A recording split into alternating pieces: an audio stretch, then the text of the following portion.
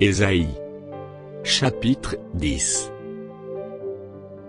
Malheur à ceux qui prononcent des ordonnances iniques, et à ceux qui transcrivent des arrêts injustes, pour refuser justice aux pauvres, et ravir leurs droits aux malheureux de mon peuple, pour faire des veuves leur proie, et des orphelins leur butin.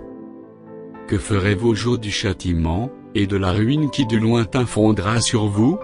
Vers qui fuirez-vous, pour avoir du secours, et où laisserez-vous votre gloire?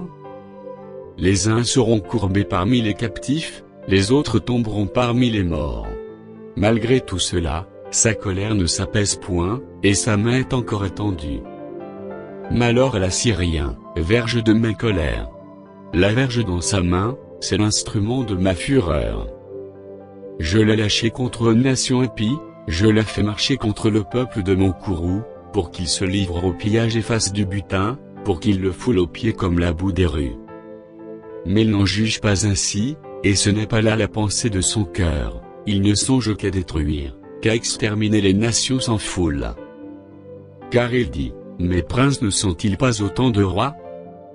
N'en a-t-il pas été de Calno comme de Carchemish? N'en a-t-il pas été de Hamath comme d'Arpad? N'en a-t-il pas été de Samarie comme de Damas?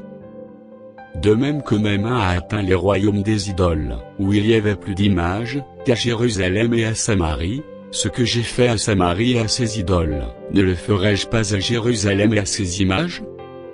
Mais, quand le Seigneur aura accompli toute son œuvre, sur la montagne de Sion et à Jérusalem, je punirai le roi d'Assyrie, pour le fruit de son cœur orgueilleux, et pour l'arrogance de ses regards hautains.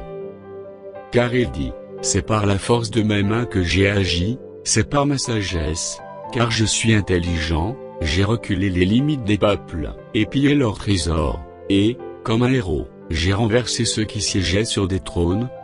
J'ai mis la main sur les richesses des peuples, comme sur un nid, et, comme on ramasse des œufs abandonnés, j'ai ramassé toute la terre. Nul n'a remué l'aile, ni ouvert le bec, ni poussé un cri. La hache se glorifie-t-elle, envers celui qui s'en sert? Ou la scie est-elle arrogante, envers celui qui la manie? Comme si la verge faisait mouvoir celui qui la lève, comme si le bâton soulevait celui qui n'est pas du bois. C'est pourquoi le Seigneur des armées, enverra le dépérissement, parmi ses robustes guerriers, et, sous sa magnificence, éclatera un embrasement, comme l'embrasement d'un feu. La lumière d'Israël deviendra un feu, et son sein une flamme, qui consumera et dévorera ses épines et ses ronces, en un seul jour, qui consumera, corps et âme, la magnificence de sa forêt et de ses campagnes. Il en sera comme d'un malade, qui tombe en défaillance. Le reste des arbres de sa forêt pourra être compté, et un enfant en écrirait le nombre. En ce jour-là, le reste d'Israël et les réchappés de la maison de Jacob, cesseront de s'appuyer sur celui qui les frappait, ils s'appuieront avec confiance sur l'Éternel, le Saint d'Israël. Le reste reviendra, le reste de Jacob, ô Dieu puissant. Quand ton peuple, ô Israël, serait comme le sable de la mer, un reste seulement reviendra, la destruction est résolue, elle fera déborder la justice.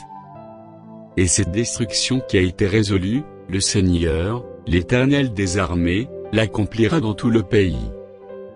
Cependant, ainsi parle le Seigneur, l'Éternel des armées, ô mon peuple, qui habite en Sion, ne crains pas l'Assyrien. Il te frappe de la verge, et il lève son bâton sur toi, comme faisaient les Égyptiens.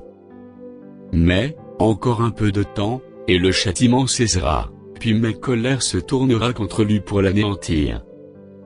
L'Éternel des armées, agitera le fouet contre lui, comme il frappa Madian au rocher d'Oreb, et, de même qu'il leva son bâton sur la mer, il le lèvera encore, comme en Égypte. En ce jour, son fardeau sera ôté de dessus ton épaule, et son joug de dessus ton cou, et la graisse fera éclater le joug. Il marche sur Ajjat, traverse Migron, laisse ses bagages à Micmash. Il passe le défilé, il couche à Geba, Rama tremble, Giba de Saül prend la fuite. Fais éclater ta voix, fille de Galim. Prends garde, Laï. Malheur à toi, Anato. Manména se disperse, les habitants de Gabi sont en fuite. Encore un jour de halte à Nob, et il menace de sa main la montagne de la fille de Sion, la colline de Jérusalem. Voici, le Seigneur, l'Éternel des armées, brise les rameaux avec violence, les plus grands sont coupés, les plus élevés sont abattus. Il renverse avec le fer les taillis de la forêt, et le Liban tombe sous le puissant.